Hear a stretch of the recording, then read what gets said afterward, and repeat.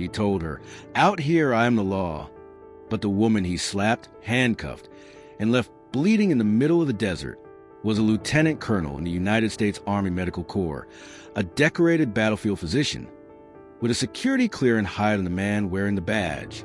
Under the scorching 105-degree sun on a deserted stretch of Arizona highway, Celeste Harmon, a black woman in uniform, was dragged from her vehicle, beaten and silenced. They thought she was nobody.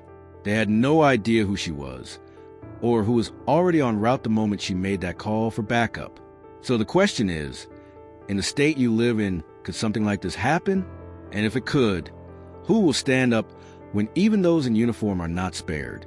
Now begins the story of Lieutenant Colonel Celeste Harmon under the blazing sun on the open highway of Arizona.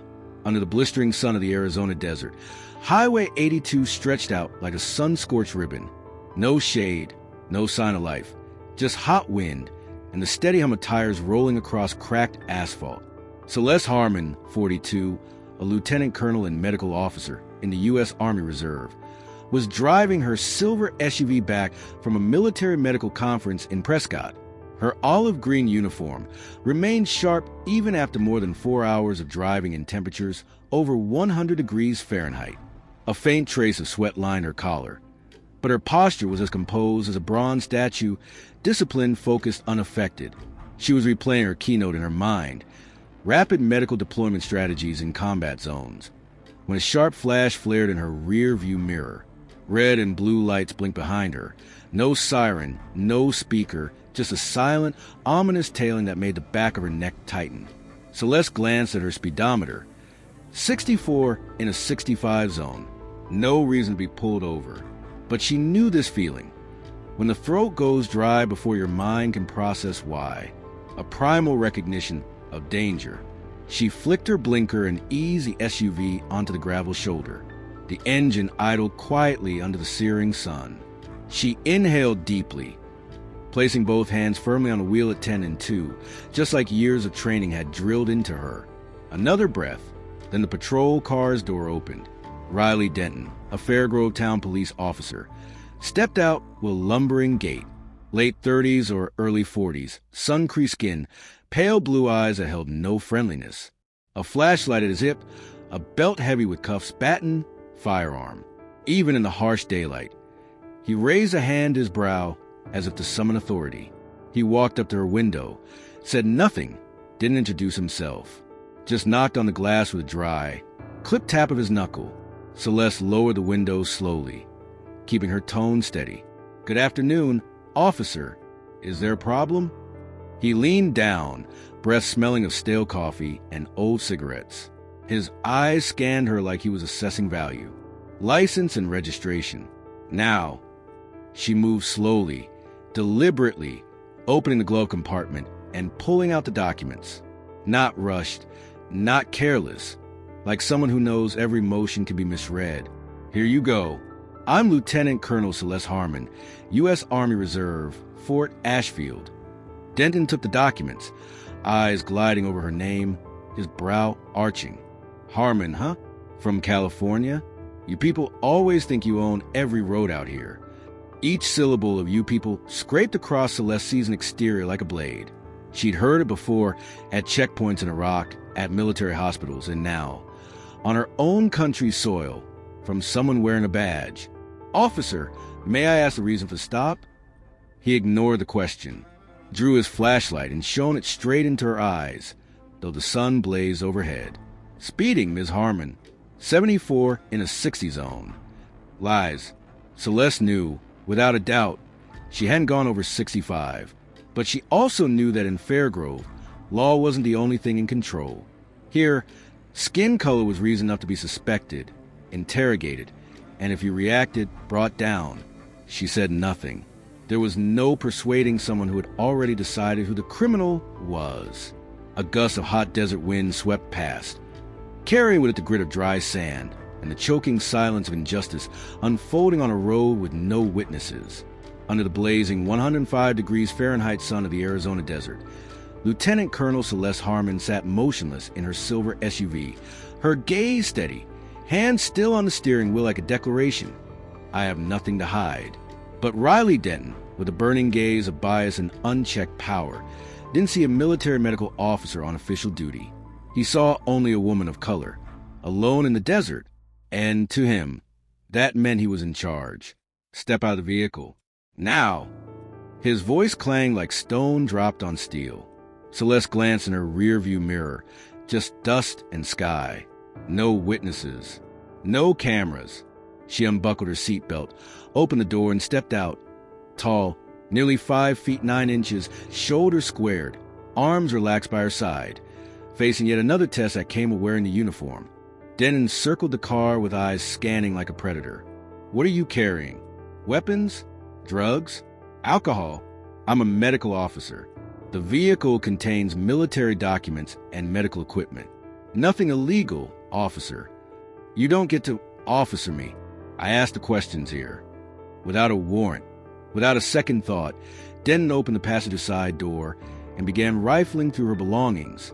Pens, folders, a neatly folded uniform, medical kits. Everything was yanked out, tossed carelessly onto gravel like trash. A small velvet case tumbled out, popping open as it hit the ground. Inside lay her Sustained Campaign Medical Service Medal, a memento of years spent coordinating battlefield medical relief. Now it lay there, catching desert dust. Celeste spoke, voice unwavering. I do not consent to this search. You have no warrant. My badge is the only warrant I need, Denton growled, slapping his chest. You think wearing that uniform means people should bow to you? Then he turned, face to face, and without warning, no signal, no word, he slammed his flashlight down onto her shoulder. Celeste reeled. The world tilted. A sharp, searing pain shot through her left shoulder, driving her to one knee. She inhaled, bracing herself with one hand on the ground, not out of weakness, but to stop herself from retaliating, because she knew one move and everything would spiral past the point of return. Denton loomed over her, like a predator asserting dominance over its prey. Obstructing an officer, failure to cooperate. You're under arrest. You're violating the law. I'm a lieutenant colonel in the U.S. Army. You have no legal grounds. Out here, I'm God. He grabbed her wrist and yanked her to her feet. The cold snap of handcuffs bit into her skin, the sound slicing through the desert air like a sentence passed without trial. Celeste was pushed toward the back of the patrol car, her head held high, but her heart heavy. She wasn't being arrested for a crime. She was being arrested for existing. In the wrong place, with the wrong skin, under the wrong system perception that Denton had built in his head. Seated in the back of the patrol vehicle, Celeste turned her gaze toward the blurred rear window. In the distance, her silver SUV sat abandoned under the glaring sun, military documents still scattered across the roadside gravel. And amid the debris, her medal case, a symbol of service, sacrifice, and honor, lay half buried in dust, as if the world never wanted to recognize her as anything more than a suspect of color on a road paved white with power. Under the blistering late afternoon heat of the Arizona desert, Riley Denton's cruiser remained motionless on the shoulder. He appeared to be scribbling something into his report, emergency lights flashing red and blue across Celeste Harmon's cup face. Her left cheek was slightly swollen, her shoulder throbbed, but her eyes were steady. Though forced to sit like some petty thief in the back of a cop car, her mind was focused and calculating. The backup phone, a small burner tucked inside her sleeve, had escaped Denton's sloppy search. With careful movements, her fingers drew the device from beneath the fabric and pressed speed dial 2. 3 rings. Then a familiar voice answered, low and urgent. Lieutenant Colonel Wells. This is Harmon. I've been stopped, assaulted, and unlawfully detained on Highway 19, about 47 miles south of Fairgrove. Riley Denton, Fairgrove PD. He's refused to verify my ID, destroyed my military documents, and physically assaulted me. Silence. Only tense breathing on both ends of the call. Do you still have the phone? Backup unit. No one knows. Patch me through to him. Now! Celeste slowly looked up, her gaze piercing partition between the front and back seats. Riley Denton was rummaging through his dashboard, muttering to himself, probably fabricating more charges for his bogus report. She lifted the phone, her voice calm and even. Officer Denton. Someone would like a word with you. He turned around suspicious, but snatched the device. Who is this? Lieutenant Colonel Arden Wells, U.S. Department of Defense. You are currently detaining an active duty medical officer. Your actions constitute a violation of Title 10, Section 12301, obstruction of military duty. Denton froze. The arrogance drained from his face. He looked at Celeste as if seeing her for the first time, not as someone intimidating because of muscle or weapons, but because she had real power behind her. I was just following protocol. No, you were abusing authority. Right now, you're going to unlock those cuffs, return her phone and documents, and let Lieutenant Colonel Harmon go. Any deviation will be reported directly to Internal Affairs and the Inspector General's office. Do you understand? Denton swallowed hard. I understand. Celeste watched as he opened the car door and approached, hands trembling like a schoolboy caught red-handed. She said nothing. She simply accepted the phone, the papers, and the metal case he had thrown to the dirt, now returned to her hands like a gift given under duress. Before walking away, Denton muttered, his voice stripped of swagger, now cold, like a snake hissing from the dust. This isn't over. Celeste responded with a calm, measured look. You're right. It's just beginning. She walked toward her silver SUV, the one abandoned without a thought under the burning sun. The door opened. The engine roared back to life like a heartbeat resuscitated. As the car rolled back onto the main road, she didn't look back. Because in the mind of a soldier who has served her country, men like Riley Denton aren't a threat. They're merely the visible edges of a rotting system begging to be exposed. And Celeste Harmon, Army Medical Corps Lieutenant Colonel, had just officially begun that mission. Under the red-tinged twilight of the Arizona desert, Celeste Harmon drove down Highway 19, now less than 30 miles from Fairgrove. After the call with Lieutenant Colonel Arden Wells, she thought it was over, or at least for now. But the instincts honed through years in Afghanistan told her otherwise. In her rear-view mirror, unfamiliar headlights drew closer at an accelerating pace. A black SUV surged up behind her. No sirens, no attempt to pass. Then, bam! The first jolt slammed into her rear bumper, jerking the vehicle off-center. Tires screeched across gritty pavement. Celeste gripped the wheel, trying to stabilize, but the second hit came harder. Her SUV skidded off the road, plowed into a sand mound. The hood crumpled with a thud, smoke curling up from the engine. Before she could unbuckle her seatbelt, the driver's side door was ripped open. A hand, thick as iron clamps, yanked her from the seat like a sack of cargo. It wasn't Riley Denton. It was someone else. Troy Vickers, another Fairgrove officer by uniform, but with the body of a mercenary and the eyes of a predator. Looks like you didn't learn your lesson, Lieutenant Colonel, said Riley Denton, stepping out from the far side of the car, holding the same old flashlight, the one still streaked with dried blood. Celeste struggled, but her arms were already twisted behind her back. Blood trickled down her forehead after hitting the steering wheel. She was dragged across the gravel toward a cruiser. Not the original patrol car Denton had used, but a different one, unmarked, with fully tinted windows and a license plate coated in dust.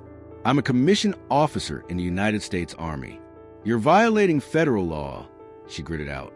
Denton leaned in close, his voice a hiss. You're garbage in uniform, and I've got friends in much higher places. Out here, I'm the law. The ride lasted nearly an hour. No one spoke.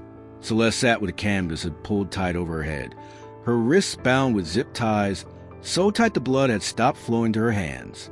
When the vehicle finally stopped, she was dragged into a low building, bathed in sickly fluorescent light and reeking of bleach. No signs, no cameras, a precinct off the books. Vickers shoved her into a metal chair. Her collar was stiff with dry blood, her hands still tied. A manila folder was tossed onto the table. Drunk and disorderly, resisting arrest, assaulting an officer, Denton muttered as he scribbled something onto a sheet barely 2 sentences long. But it didn't stop there. Another stack of papers followed. A confession, already typed out, cold as a scalpel. Sign this. Admit you threatened officers, impersonated military personnel, and possessed classified materials. Play along, and you'll be out in a week.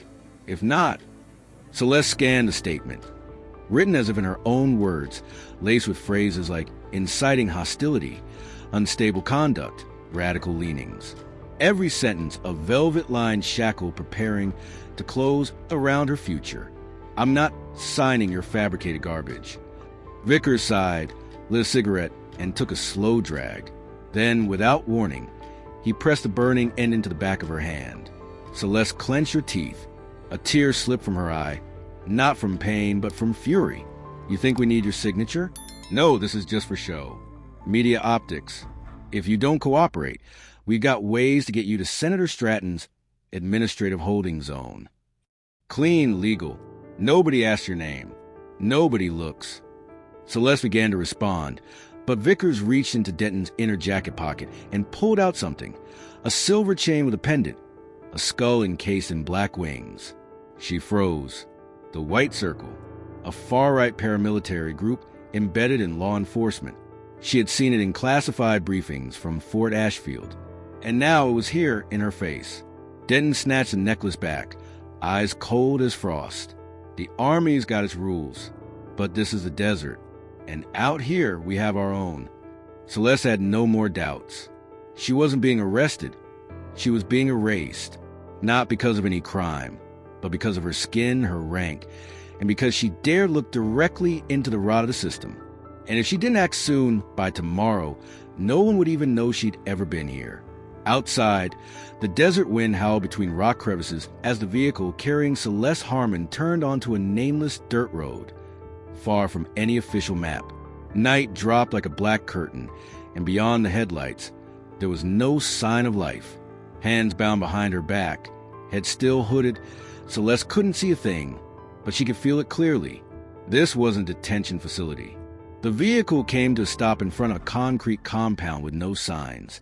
Tall walls laced with barbed wire, looking more like an abandoned military facility than anything else. But inside, Celeste would soon learn the truth.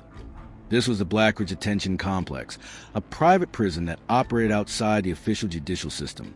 It was run by a security firm owned by Senator Malcolm Stratton, a name she had seen in internal briefings but had never met in person. When the canvas hood was yanked off her head, the stark fluorescence made her squint. Before her stretched a cold, sterile corridor lined with guards in gray uniforms. No name tags, no insignias. One of them sneered, "Welcome to the place where the law doesn't reach, Lieutenant Colonel." In the days that followed, Celeste was stripped of everything. No phone call, no legal counsel. Her uniform was torn from her, replaced with a wrinkled orange jumpsuit. Each day brought mock interrogations, controlled beatings, and insults aimed at her race, her gender, and her rank.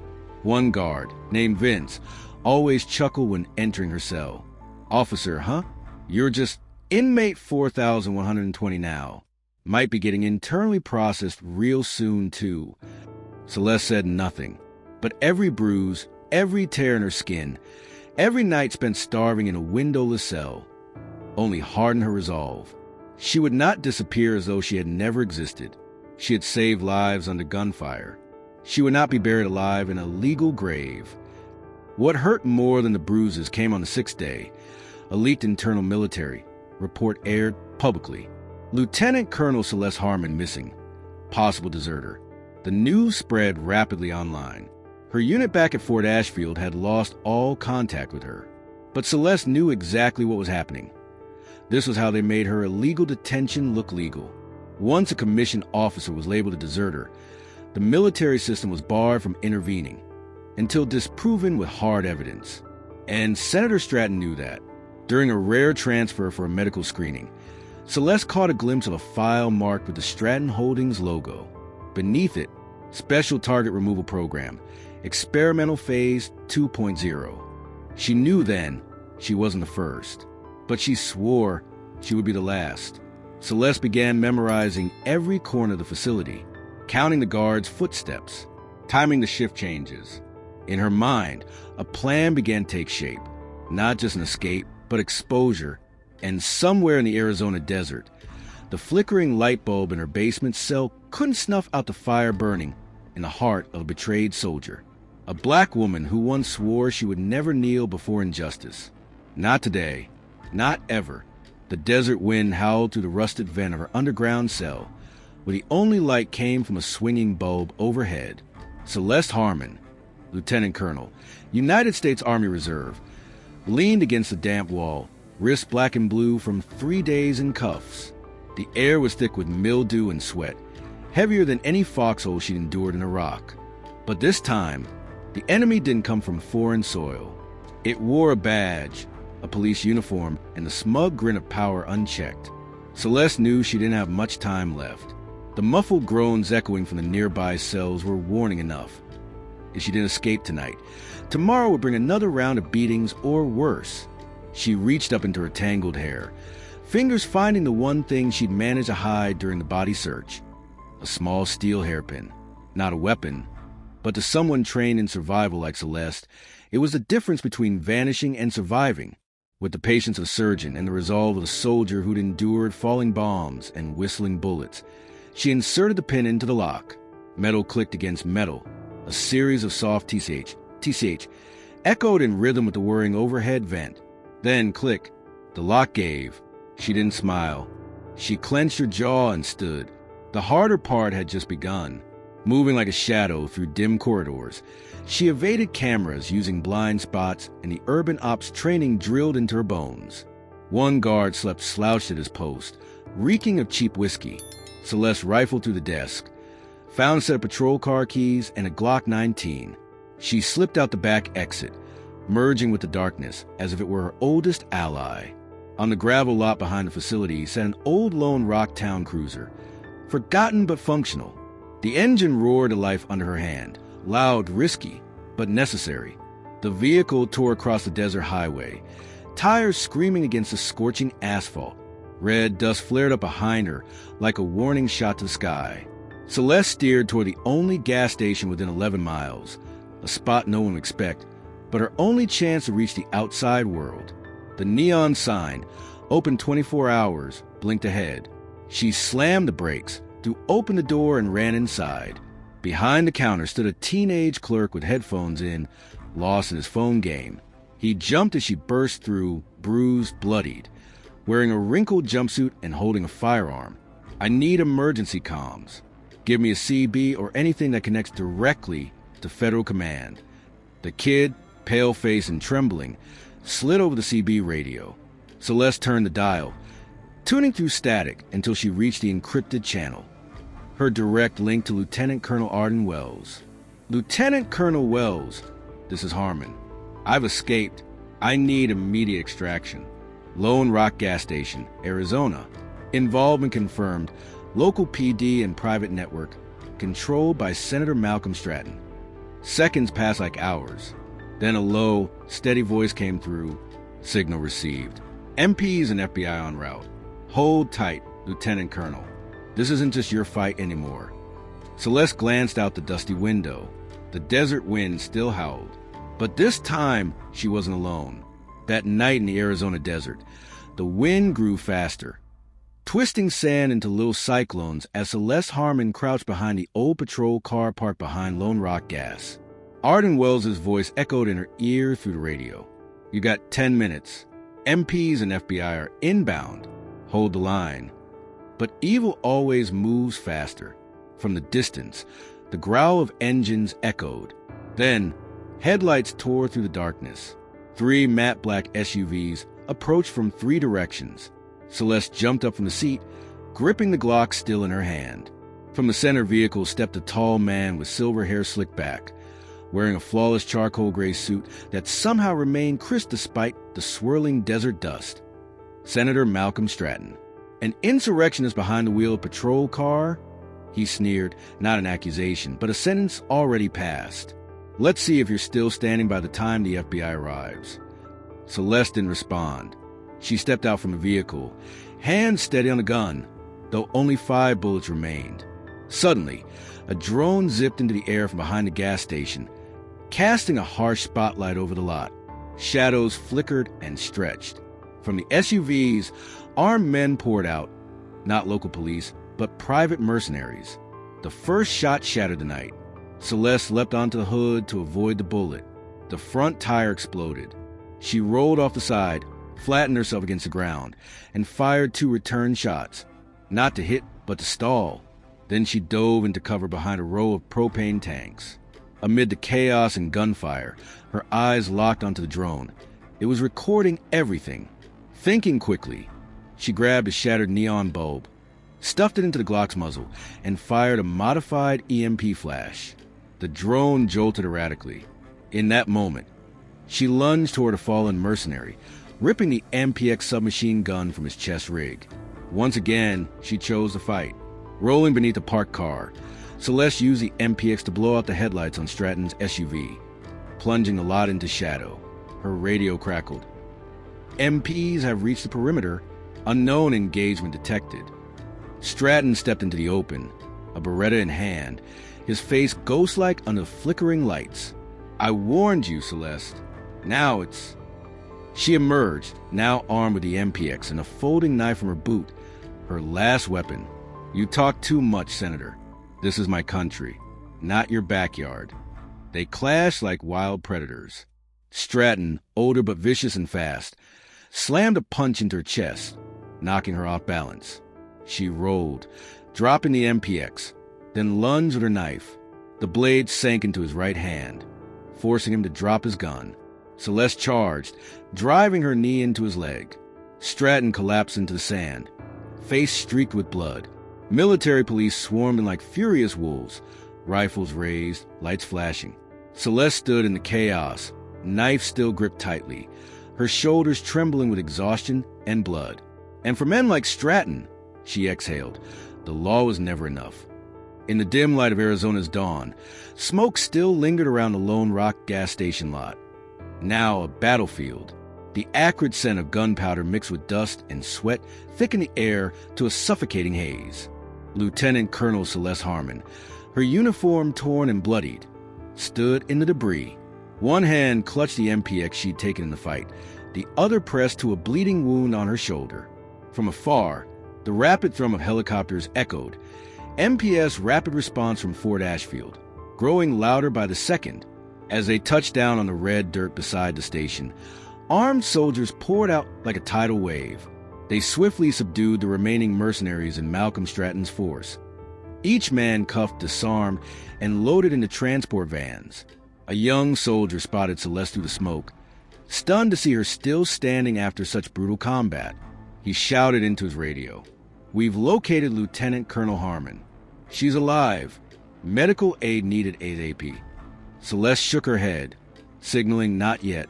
She pointed toward a bloodied man crawling away from the scene. Riley Denton, the cop who had sparked this entire nightmare. "Cuff him first. I'll follow after." Denton, caught mid-escape, spat through clenched teeth. "I'll sue you all. I've got lawyers." "You lost your right to talk, Denton," growled an MPS officer, snapping metal cuffs onto his wrists without an ounce of sympathy. Nearby, Troy Vickers was dragged from behind a fuel tank. Catching Celeste's gaze, he snarled, "You bitch!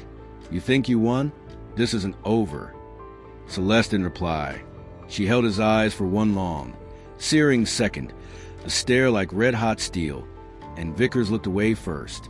But the true reckoning came when Senator Malcolm Stratton, the man behind it all, was led out of his luxury SUV by 2 FBI agents. His silver hair was matted with blood, his charcoal suit wrinkled and stained, but he still tried with a massive dignity. "This is a grave mistake. I have immunity. I am a United States Senator." One of the agents narrowed his eyes, voice cold. "No immunity covers blood on your hands." The drone footage, the mercenaries' testimonies, the list of the disappeared. It all enough to lock you up 3 times over. As Stratton passed Celeste, he paused, glaring. "You haven't won, Harmon. The system will correct itself. It doesn't need you." Celeste responded, calm but firm. "No, the system only corrects itself when someone forces it to face what it's become." The smoke over the lot thinned as the sun climbed, revealing scattered footprints and shell casings, living proof of what had happened. Inside the ambulance, Celeste sat upright, even though every joint in her body screamed in protest. In one hand, She gripped a shiv, the makeshift blade that had saved her life in solitary confinement. In the other, she clutched a hard drive, the internal data that would expose an entire criminal empire. As the ambulance pulled away from Lone Rock, its siren split the still desert air. Celeste looked back one last time. The place that had buried her honor now stood as the birthplace of Justice's rebirth. She was still alive, and this time, she was the one making the system look itself in the mirror.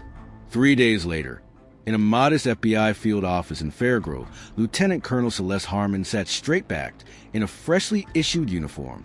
A white bandage wrapped around her shoulder was still damp with blood, but her eyes were sharp, the same steel from her first day in uniform. Across the table sat Lieutenant Colonel Arden Wells and FBI Special Agent Camilla Brooks. On the laptop screen, drone footage, body cam recordings from mercenaries, and the testimonies of 3 living witnesses. "Everything lines up with your account," Camilla said firmly. "We're preparing the case to elevate it to federal prosecution. But there's one issue." Wells glanced at the second monitor. A local news broadcast from Arizona State News was airing live. On screen stood Malcolm Stratton, a bandage wrapped around his head, addressing the press podium. "I was ambushed by a radical element, a rogue military officer who assaulted police, stole weapons, and initiated a shooting that injured 7, including 2 officers. I, a U.S. Senator, was targeted in my own homeland." Celeste gripped the armrest of her chair. Her cheek twitched. The broadcast shifted. A blurry, manipulated video montage played, spliced from different angles. Drone footage of her drawing her weapon, clips of her firing back, a scream overdubbed, stitched into a toxic narrative. Large text appeared across the screen. "Army officer or armed extremist?" Wells slammed his palm onto the table. "They're fabricating the footage. He's making his media play before we can file formal charges." Camilla slid a folder across the table. "And there's more. Malcolm Stratton just officially announced his candidacy for governor of Arizona. Press release dropped this morning." Celeste closed her eyes. The pounding in her head wasn't from the wound, but from something far more familiar. The resurgence of power wearing the mask of law. This time, they weren't using batons or handcuffs, but camera signals, manipulated public opinion, and lies. "They're flipping the table," she said, voice low, "turning me from survivor into threat." Wells nodded. "This attack isn't aimed at you," Wells said. "It's aimed at the people who believe you, and at the entire military system still trying to hold onto its integrity in the middle of a political swamp." Silence blanketed the room. On the screen, Stratton raised his arms, standing amidst a cheering crowd wearing red caps. "We will take back this state from those who wear uniforms but betray America." Celeste stood up.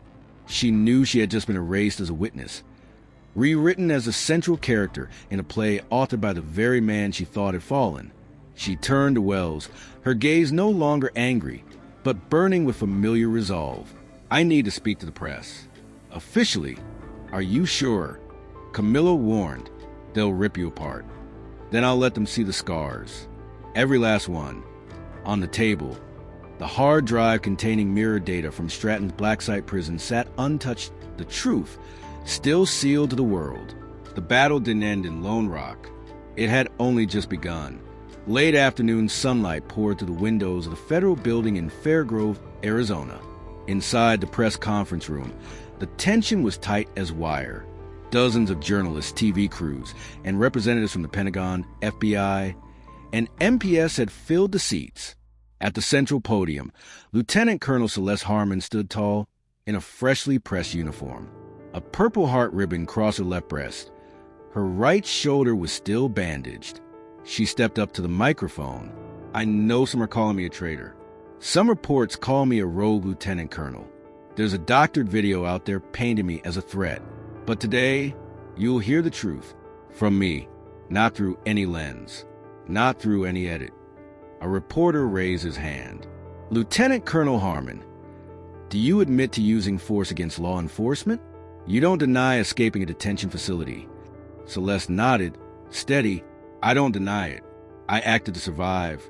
I was unlawfully detained.